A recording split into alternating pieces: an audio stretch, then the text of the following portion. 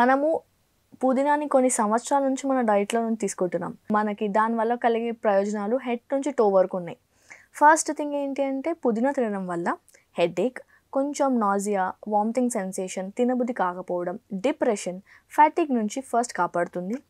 Next ఈ వర్షాకాలంలో కొంచెం ఎలర్జీస్ లాగా వస్తాయి కదా, కామన్ ఎలర్జీస్, కామన్ సర్ది కానివ్వండి, కామన్ ఎలర్జీస్ ఉంటాయి కదా ఈ వర్షాకాలంలో, దాని నుంచి కూడా పుదీనా తినడం వల్ల కొంచెం రిలీఫ్ ఉంటుంది, లంగ్ ఎక్స్పాన్షన్ అవుతుంది. సో ఈ వెదర్ చేంజెస్లో వింటర్ అండ్ రెయినీ సీజన్లో కొంచెం ఆస్తమా పేషెంట్స్కి కానివ్వండి, రెస్పిరేటరీ ట్రాక్ ఇన్ఫెక్షన్స్ ఆర్ ఈజీగా ఎలర్జీ వచ్చే వాళ్ళ కోసం పుదీనా ఇంక్లూడ్ చేసుకోవడం వల్ల వాళ్ళ డైట్లో రెగ్యులర్గా పుదీనా ఎనీ ఫామ్లో, హెర్బల్ టీలో కానీ, మన స్పీమంట్ టీలో కానీ, లేదంటే పుదీనా వాటర్లా బాయిల్ చేసుకొని తాగినా కూడా ఈ లంగ్ ఎక్స్పాన్షన్ అనేది జరిగి రిలీఫ్ ఉంటుంది, సింపుల్ రిలీఫ్ లాంటిది వస్తూ ఉంటుంది అనమాట.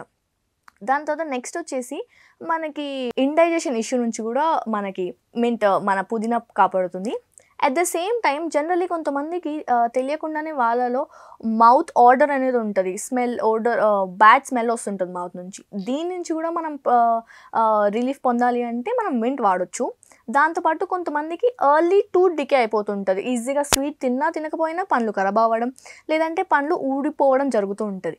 పుదీనాని రెగ్యులర్గా మన డైట్లో వాడడం ఏజ్ పరంగా టూత్ డికే అవ్వడం కాకుండా ఎర్లీ ఏజ్లో చిన్నపిల్లల వయసుకి, మిడిల్ ఏజ్లో 50 years 30 to 50 years పీపుల్కి జనరల్గా టూత్ డికే అవుతూ ఉంటుంది కదా, అది మనము తగ్గించుకోవాలంటే మింట్ రెగ్యులర్గా వాడితే బాగుంటుంది. అలాగే bacterial infection, any kind of bacterial infection or inflammation, మన బాడీలో ఫస్ట్ ఏదైనా మిస్టేక్ అవుతుంది, ఏదో ఇబ్బంది కలుగుతుంది అంటే మన బాడీలో ఇన్ఫ్లమేషన్లా చూపిస్తుంది.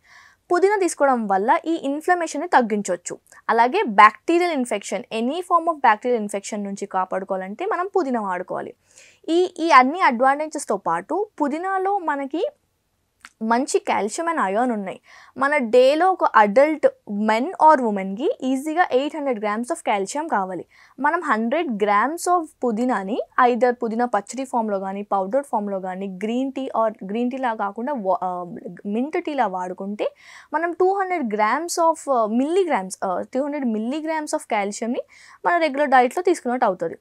అలాగే ఐరన్తో పాటు కొన్ని వైటమిన్ ఏ, మనకి చిన్నపిల్లలకి కంటి చూపు కొంచెము ఈ మధ్య ఫోన్ల వల్ల ఫోన్లు చూడడం ఎక్కువ, దానివల్ల కంటి చూపు కూడా తగ్గిపోతుంది. కాబట్టి వైటమిన్ ఏ అండ్ బీటా కరోటినాయిడ్స్, ఇంకొక ఫామ్ ఆఫ్ వైటమిన్ ఏ కూడా మనకు పుదీనాలో ఉంటుంది.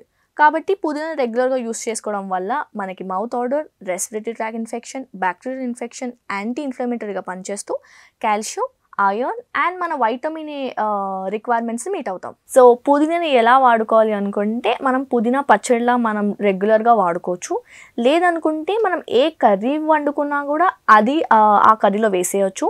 చిన్న పిల్లలు ఉంటారు కదా, మనకి 6 months తర్వాత మనం కాంప్లిమెంటరీ ఫీడింగ్ స్టార్ట్ చేసిన తర్వాత వాళ్ళ డైట్లో కూడా మనం పుదీనా యాడ్ చేసుకోవచ్చు.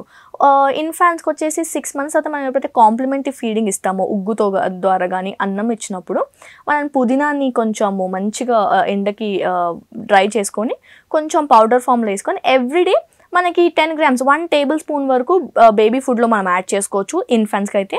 నెక్స్ట్ ఎప్పుడైతే స్కూల్ పిల్లలు ఒక 1 to 3 years పిల్లలు, ప్రీ స్కూల్ పిల్లల కోసం అయితే మనం రెగ్యులర్ ఫుడ్స్ వాళ్ళ కోసం వేసే దాంట్లో కంఫర్టబుల్గా యూస్ చేసుకోవచ్చు. లేదు బేబీస్ కొంచెం కష్టపడుతున్నారంటే వాళ్ళ కోసం చేసే మనం టిక్కీస్లో కానీ, ఈవినింగ్ స్నాక్ ఆప్షన్లో కానీ ఇన్కార్పొరేట్ చేసేసుకోవచ్చు ఈజీగా.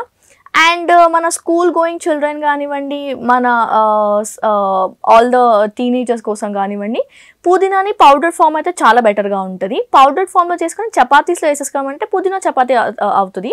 సో ఒక చపాతీకి 1 spoon ఆఫ్ tablespoon ఆఫ్ మన పుదీనా పౌడర్ చేసుకుంటే సూపర్. లేదు అనుకుంటే ఫ్రెష్ పుదీనాని గ్రైండ్ చేసిన దాంతో చపాతీస్ చేసుకుంటే పుదీనా చపాతీ అవుతుంది. ఫ్లేవర్ఫుల్గా ఉంటుంది. అట్ ద సేమ్ టైం వాళ్ళకి అడ్వాంటేజెస్ కూడా ఉంటాయి. వైటమిన్ ఏ సంబంధించింది కానివ్వండి, కాల్షియం సంబంధించింది కానివ్వండి, ఐరన్కి సంబంధించిన దాంట్లో ఆల్మోస్ట్ RDAకి ఒక రోజుకి అవసరమైన మన ఆర్డీఏలో 10% ఆఫ్ ఆర్డీఏ మీట్ అయిపోతాం. It can be for calcium, మన iron, vitamin A, at the same time omega-3 fatty acids. కొంచెం అడల్ట్ ఏజ్ గ్రూప్లో చూసుకున్నట్లయితే ఈ మధ్య కాలంలో లిపిడ్ ప్రొఫైల్ చాలా డిస్టర్బ్ అవుతుంది. కొలెస్ట్రాల్కి సంబంధించి బ్యాడ్ కొలెస్ట్రాల్ ఎక్కువ వచ్చేసి మన మంచి కొలెస్ట్రాల్ తగ్గిపోతుంది. హెచ్డిఎల్ కొలెస్ట్రాల్ అనేది మనకి 40 ఉండాలి. ఆ 40 రేంజ్ కాకుండా కొంచెం 30 రేంజ్లోనే ఉంటుంది. ఈ రేంజ్లో మనము మెయింటైన్ చేసుకోవాలి. హెల్దీ ఫ్యాట్ ఏదైతే మంచి గుడ్ కొలెస్ట్రాల్ ఉందో అది పెరగాలంటే కూడా మనకి పుదీనా నుంచి తీసుకుంటే సూపర్. అండ్ మెనోపాజ్ లేడీస్ కూడా మనకి కాల్షియం డెఫిషియన్సీ అవి మెనోపాజ్ తర్వాత మన కాల్షియం అబ్జార్ప్షన్ న్యాచురల్గానే తగ్గిపోతూ ఉంటుంది. అలాంటప్పుడు మన కాల్షియం డైలీ రిక్వైర్మెంట్ కాల్షియం మన బోన్స్ నుంచి కాకుండా ఆస్టియోపోరోసిస్ స్టేజ్కి వెళ్ళకుండా మనం రెగ్యులర్గా calcium intake, it can be from any form, కానీ ఈజీగా మనం సింపుల్గా దొరికే పుదీనా నుంచి అయితే ఇంకా సూపర్. 100 grams అంటే మనం ఈజీగా ఒక కప్పుడు అవుతుంది. ఆ కప్పుడు తిన్నామంటే సరిపోతుంది. అది గ్రీన్ టీ రూపంలో అయితే మన అడల్ట్స్లో అయితే టీ రీప్లేస్మెంట్లా కూడా బెస్ట్గా ఉంటుంది. Lemon water or lemon tea, లేదు అనుకుంటే మనం నిమ్మకాయ వాటర్తో పుదీనా మిక్స్ చేసుకొని తీసుకున్నాం కంఫర్టబుల్.